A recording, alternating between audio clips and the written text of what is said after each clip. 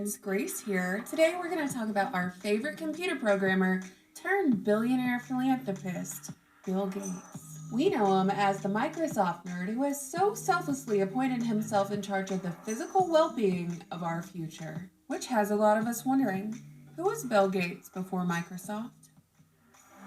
I'm just a fake silhouette, avoiding every threat. I wanna stay like a silhouette, but I can't do that, no I can't do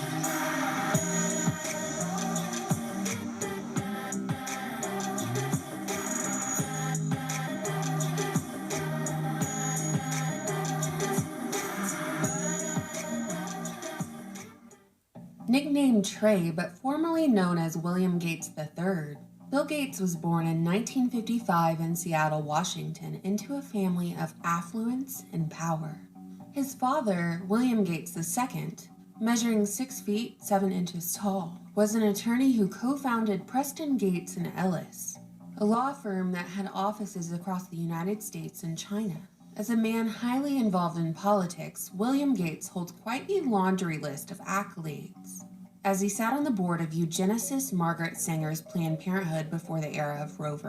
Wade. Not only that, but he was also the face of a state income tax initiative in Washington state. After his late wife passed, William Sr. married Mimi Gardner, longtime friend of Teresa Heinz Kerry. Mimi is fluent in Chinese and served as former director of Asian art at the Yale University Art Gallery. But let's get back to the late Mama Gates, because in addition to popping out Bill Gates, she also had 2 daughters, Christy and Libby. And Mama Gates, who also is known as Mary Maxwell, started off as a humble school teacher and eventually became chairwoman of United Way. She came from a long line of money and power, as her father was a wealthy banker and her grandfather served as president of the National City Bank in Seattle and was the director of the Seattle branch of the Federal Reserve Bank.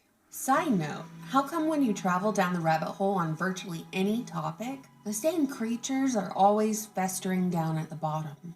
With a bloodline like this, it seems like, for Bill, the path ahead was clear. In all of his biographies, there's an emphasis on Bill's intellect that manifested early on in childhood. He was smarter than the other children. He was different. He was destined for success.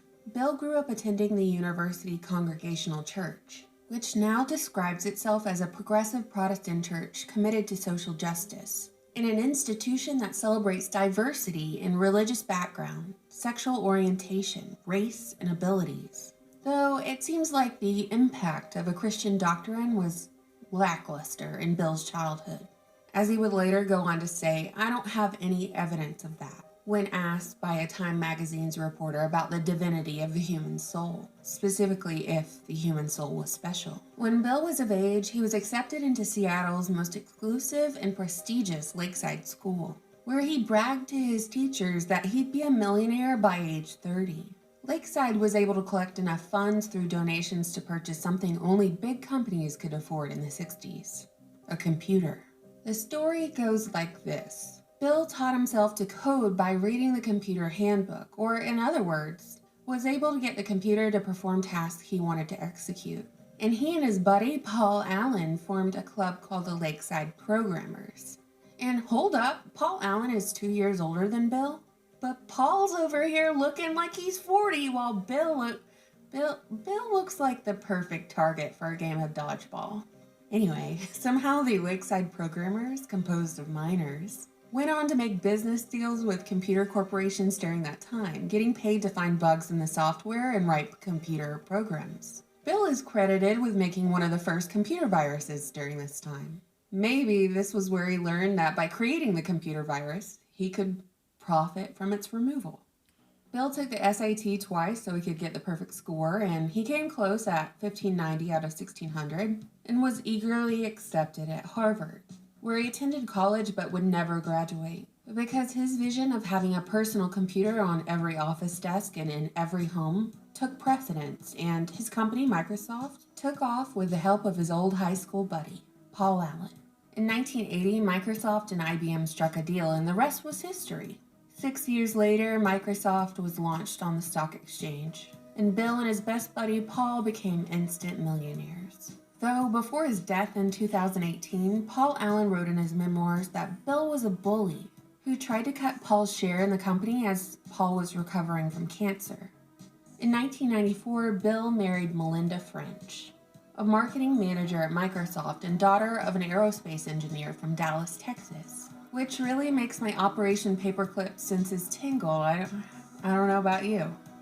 Today, Bill Gates has a net worth of $98.9 billion, is heavily involved in politics, and is known worldwide as a philanthropist, having established the Gates Foundation in 2000 with his wife, his father, and Warren Buffett. The foundation has become the largest private foundation in the world, holding around $50 billion in assets, with its stated goals claiming that from poverty to health to education, the goal is to improve the quality of life for billions of people.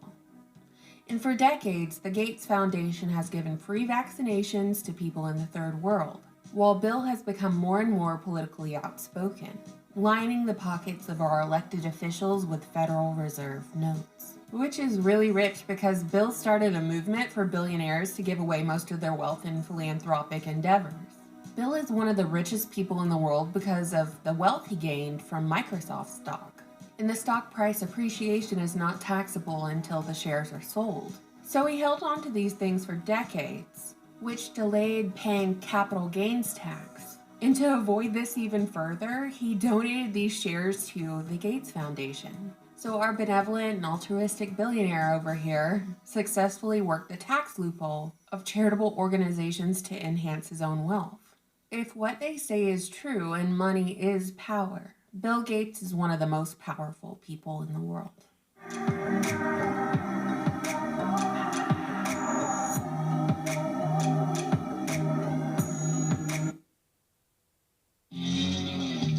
I like to take things apart, so I wanted to get to the bottom of everybody saying that these are just water vapor. Here's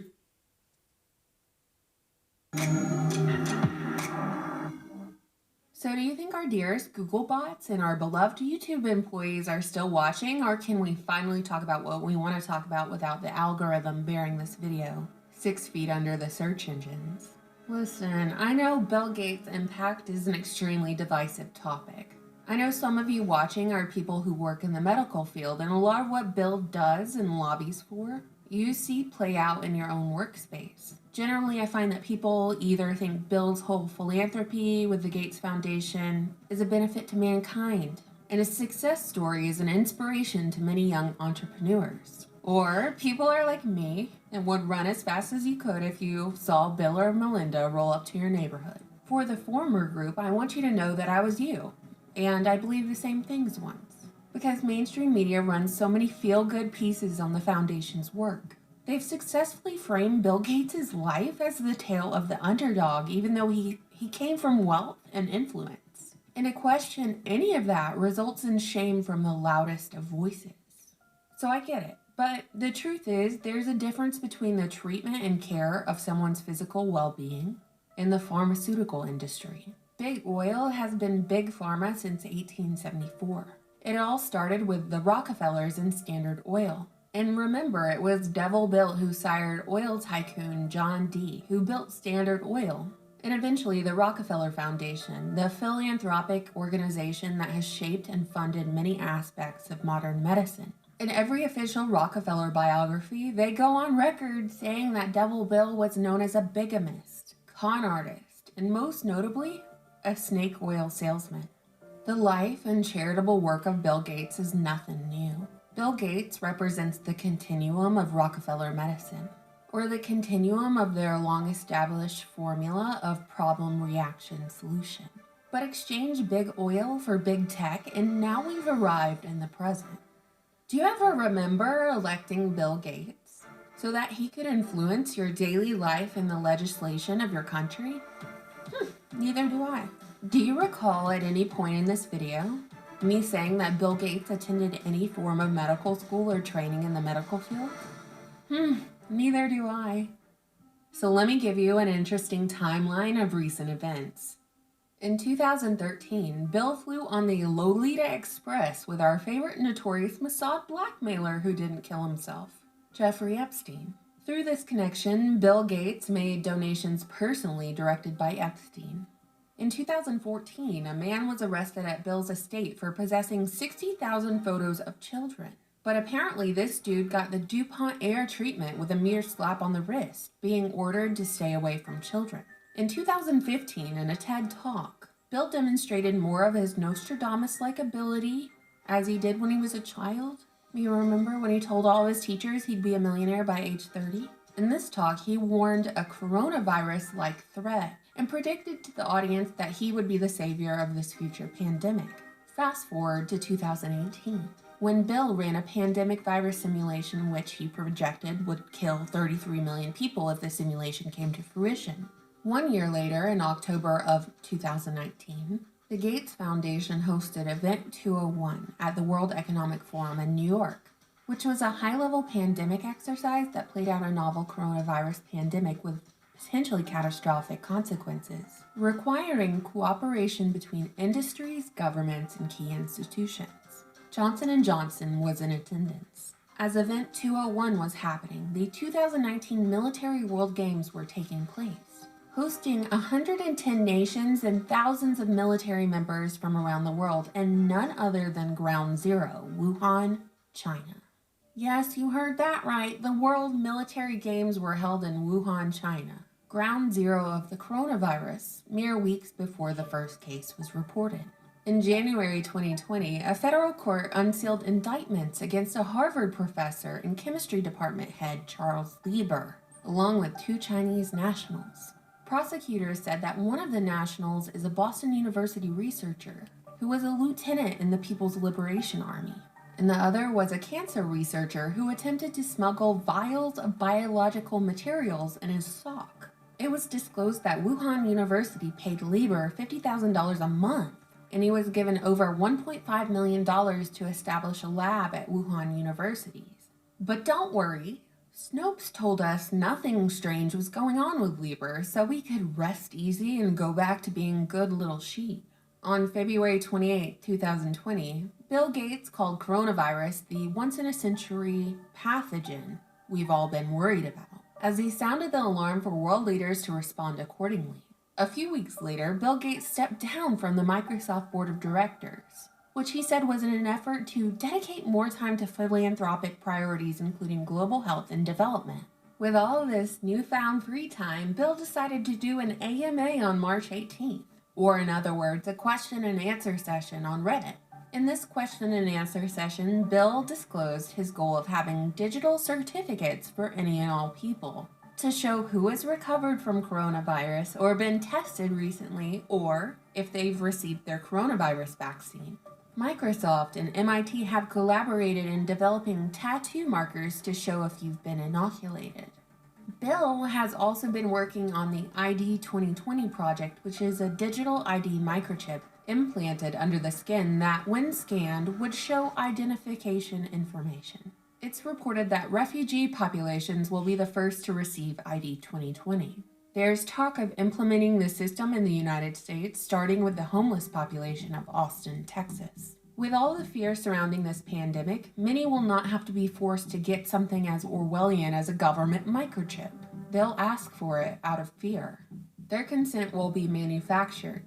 But will yours? This is a very slippery slope to social credit scores and not being able to leave your house, unless your microchip is firmly implanted and updated. Announced on March 30th, the United States government has cut deals with Johnson & Johnson, and Gates funded Moderna Incorporated to work on a coronavirus vaccine. Yes, you heard that right, the same Johnson & Johnson that is responsible for cancer-causing baby powder that they knowingly sold for decades. The same Johnson & Johnson that has been sued for billions of dollars for fueling the opioid crisis and pushed good people into an early grave.